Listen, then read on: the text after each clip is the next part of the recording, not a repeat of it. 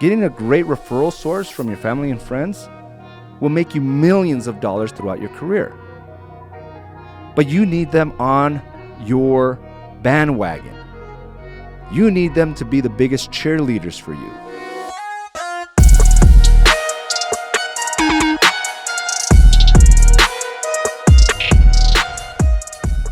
Well, good morning, everyone. Welcome to another episode of Mindset Mastery. I am your host, AZ. Go ahead and check in as you're coming on. Good morning, everyone. Now, today's subject is, who is hearing you?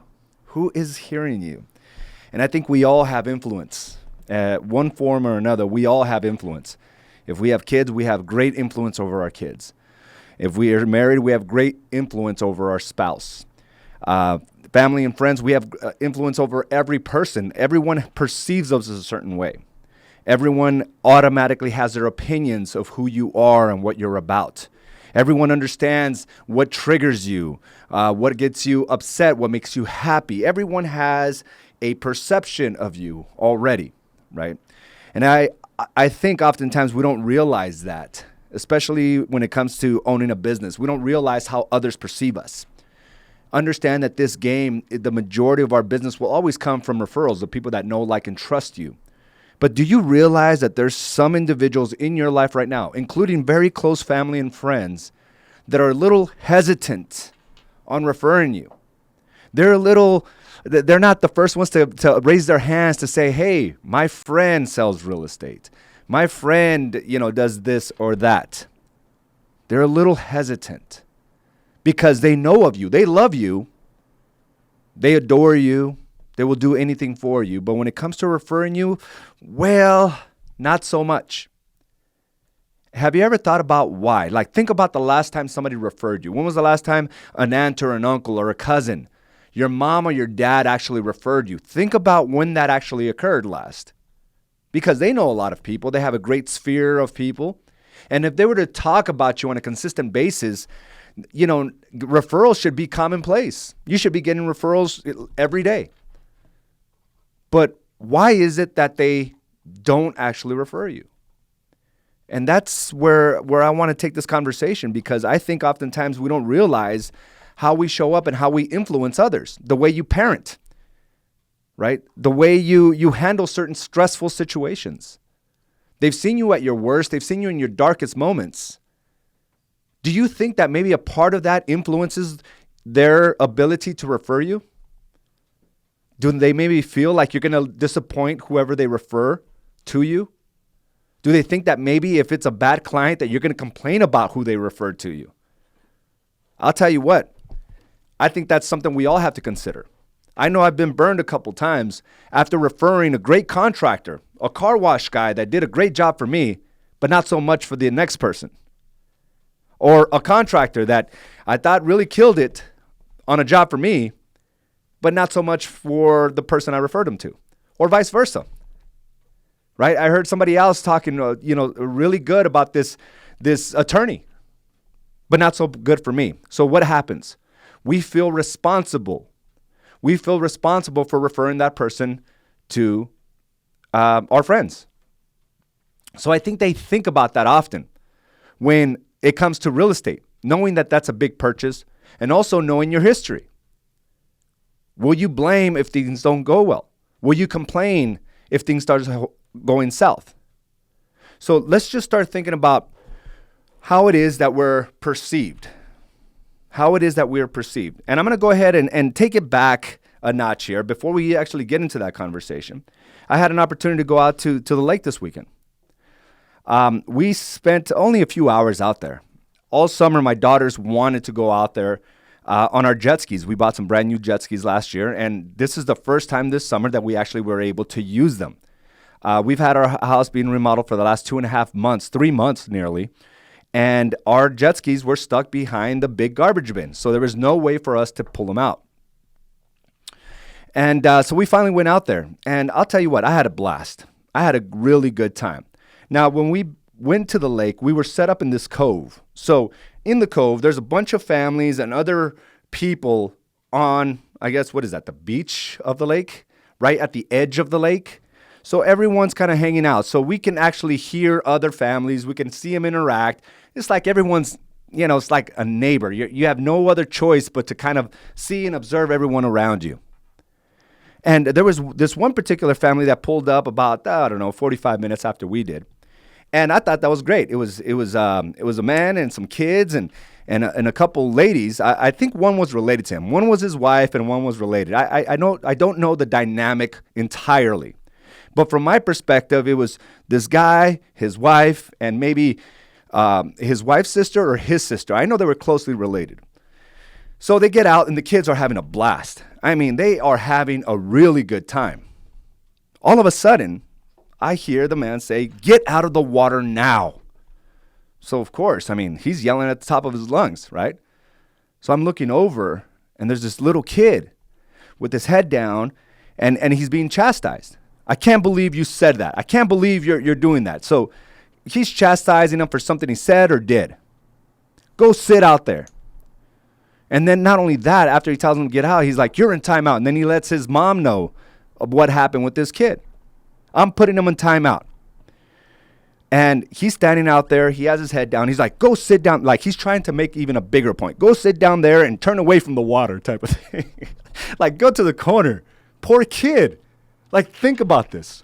The whole point of going to the lake was to have a good time. And what is he remembering? How dad or uncle, whoever he was, is chastising this poor kid. That's all he's thinking, right? And I'm like, wow, out of all the things, he must have said something really, really horrible, or he must have done some really horrible things. Well, about 5 minutes later, he's like, "Are you ready to come into the water?" Still have this tone of voice, like he's still upset with him. And then he tells his mom, he said to the other kid, "Get the F off of me." All right. So I'm like, wow, that's pretty harsh. This kid's only like 10 years old. But then I started thinking, I started observing them more and more, right? And there was a lot of interaction between this guy and this kid's mom, and all they were doing was cussing up a storm. I'm not saying that cussing's bad. Okay, it's not. I cuss all the time. My kids hear me cuss. They choose not to use those words. They choose not to use that the profane language. They choose it. But I don't know if I could chastise my kids for doing that if I do it myself. The entire time they're going back, and one of the situation was like, "Hey, get the F off me," or "Quit effing around." They're saying a bunch of stuff to each other. And this kid, of course, he's listening. What else do you think he's going to do?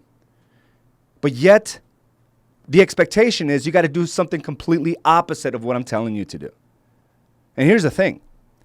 This kid was also playing a little rough with his other cousins or family or friends, whatever it was. And he's yelling at him for that too. Not even 10 minutes later, the same guy hanging out on a little raft with his beer in his hand, right? He gets some type of earthworm. This thing was nasty. It was like this big. And guess what he does? He starts chasing the kid he chastised 10 minutes earlier. He starts chasing him with this worm, and he's terrified. This kid is like crying. He's crying. He's like yelling, and he's running away, and he's still chasing him, laughing. What do you think that kid's going to do to other kids? Which he's probably going to get in trouble for. And we don't realize we do these things as parents. We don't realize that sometimes we get most upset with our kids or with someone else, our spouses, for the very things that we're doing. Very much like I had a client who, wanted his kids to be football stars. All right, his son primarily. He's got two sons, but his eldest son. He's getting, going into his senior year, so it's very important so colleges notice him. And he's so upset with his kid because he's not as committed as he should be. He's not committed to like going to the practices. He's not committed to meeting up with his coaches and working out every day. So now there's this big wedge between father and son because his son is not committed. Because he knows what it takes to go to college, but his son is not taking this seriously. And here's what's happening. He's putting this big wedge between him that he's resenting his son. But if we take it one step closer, He's resenting his son for the very things he's unwilling to do himself. But it's easier to blame. It's easier to put that wedge between a relationship on a father and son than to admit that he's unwilling to do the very things that he's telling his son to do. He's not committed. He's not willing to go above and beyond to do what it takes to take his family to the next level. But it's easier to blame. He's the one stuck in the same job for 25 years. He's the one who refuses to be committed to grow his family and himself. Not his son. His son is only doing what he's seen. He's only doing what he saw his entire life. And now guess what's happening with his son? He's as resentful as his dad is to him. The relationship is wedged for the very thing that we expect others to do. Now, if we take it all back to the referral situation, we get upset with our family members for not referring their friend to you. But what are you showing them? It's easier to feel entitled to that referral. It's easier to blame your friend for not using you. But what are they saying? And we've all been in that situation. Oh, I can't believe my aunt went with somebody else. Well, what has your aunt seen from you? Maybe the way you treat your kids. Maybe the way you handle stress. Maybe the way you feel entitled. Maybe they don't want that stress in their lives because they understand exactly how you operate. And it's not necessarily what they're hearing, it's what they're seeing. So we have to think about all these things when we start really analyzing our business model and saying, why am I not getting these referrals? Because everything you do, including parenting, including how you treat your spouse in front of your friends, will really determine if they refer you or not. And this has nothing to do with them loving you or wanting the best for you. But maybe they don't want to be involved in that situation where they're embarrassed or where they have to make excuses for the way you showed up in that transaction. So they'd rather not go above and beyond to refer you. Because again, they've seen you maybe at their worst, at your worst. My glasses are really dirty here. Can't even see myself. Maybe that's the reason. In relationships, that happens all the time as well. It's like we get upset with our spouse for not accepting the new you. The person that said that we're going to make some changes. The person that said that they were going to do certain things.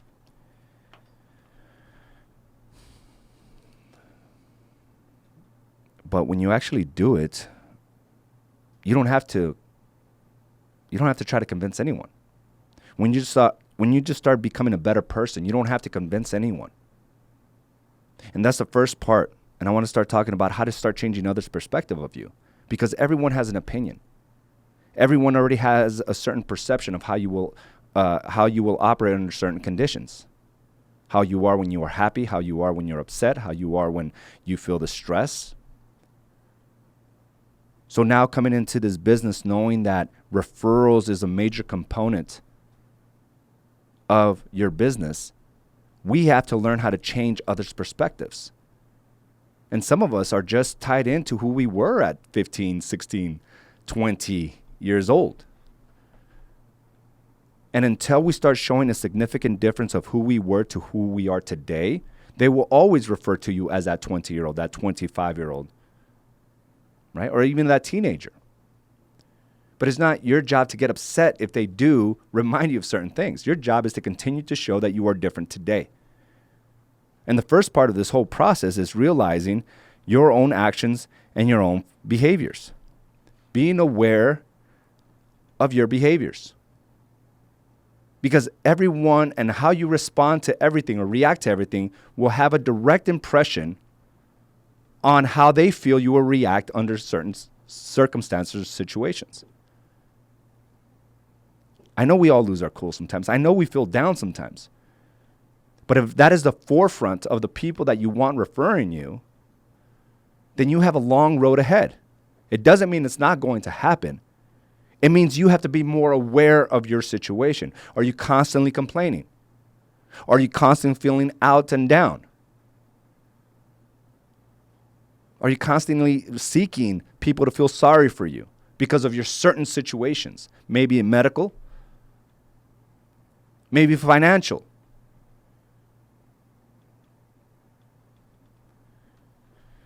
So being aware of your actions is huge. But before we can get there, it's like you got to change the perspective of yourself, of how you want to be perceived. And here's the thing. When we make mistakes, which we all will, we have to address the issue head on. We have to address the issue head on. Not pretending that, blowing up didn't really happen. But addressing it. Saying, hey, I just caught myself. Can't believe I went down this path. Now, it's really easy to make past judgment on others on how they're doing things wrong, but I'm constantly looking at myself. I'm not always in this place of like in this place of just calmness. I'm not. I saw myself losing my cool a couple times on the lake. The way my daughter came into to the edge of the water. Why are you coming in so fast? So I'm getting upset about this. When there was really no danger, my jet skis weren't really going to get damaged. But here's the thing. I talked to my daughter about it. And I said, did I embarrass you when I asked you why you were coming in? Because there were some people around. She says, no, Dad. But I needed to have that conversation, not covering it up. So it's like the people closest to you address the issue of why you lost your cool, of why you feel you did certain things. Next thing is admit when you're wrong. Listen, if you want to change your family's perspective of who you are and what you're about, admit when you're wrong. Because I'm going to tell you this. Getting a great referral source from your family and friends will make you millions of dollars throughout your career. But you need them on your bandwagon. You need them to be the biggest cheerleaders for you. You also have to have the real and raw conversations. Avoiding things puts that wedge. Avoiding things then makes you feel entitled to others' business when you're unwilling to talk about it yourself. Next thing. The only way to change perspective is to change it within yourself, right? Be aware. Be aware of your own behaviors. This is like the number one thing you can do. Catch yourself. If you're in a stressful situation, how are you responding? How are the others perceiving you? You need their referrals. You need them to be on your team. But if your own mother is not referring you, if your spouse is not going above and beyond, it's not their fault. It's how they perceive you. And their perception is 100% based on your actions. So let's start pulling back those layers. Because the way you parent, the way you handle stress, the way you interact with your spouse, all influences what others perceive you. Let's go ahead and let me welcome everyone. Good morning, Isabel, Olivia. I know this was a change to our normal time. Allie, good morning. Sharon, good morning. Liz, I'm just looking at all of these names, and I'm just thinking about all the referrals we should be having, all the referrals you should be having. And, some of them don't have any perception of you whatsoever because they don't see you enough. They don't even know you're a business owner. So here you are expecting referrals when they haven't seen much of you because you're not out there really proclaiming who you are on a consistent basis. You're not marketing enough, right? You're like one of these ninja agents, hiding in the shadows, lurking in the shadows, and then getting upset when we don't get those referrals. And the reality is you're just not doing enough to get out there. So there's just so much to think about. But if you want people to perceive you a certain way, you have to market yourself a certain way. And you have to be aware of your own actions a certain way. I'm not saying posture and lie. I'm saying be you. And if you make mistakes, that is like the biggest marketing strategy you can use, is to be raw about your experiences. Everything. If you make mistakes, admitting you're making mistakes will change the perspective of those that you want to refer you. Talking just about real life situations, about how you handled a certain situation and how you should have handled it. If you're more vocal about that, you'll change not only the perspective of others, but of yourself, because you become more aware. And here's the thing. We're in this game where we could put a camera to our face and be able to change perspectives almost instantly if you do it consistently. Not just once in a while, but all the time. Being raw about these situations, being aware about these situations will increase the profitability of your business. So think about that today. Where maybe you weren't in your power today or over the weekend. How could you talk about it? How could you be raw about it? So people can see the real factor that, hey, I'm aware of my mistakes, but I'm fixing them. Guys, I want to thank you again for everyone. Let's go ahead and finish this up. Ruby, good morning. Cindy, Audra, Yoni, good morning. Again, I want to thank you for joining me for another episode of Mindset Mastery. Let's continue to be aware of our own behaviors so that we can attract the business that will change our lives, right, financially. Guys, that's all I got, and thank you for joining me, and I will talk to you soon. Bye now.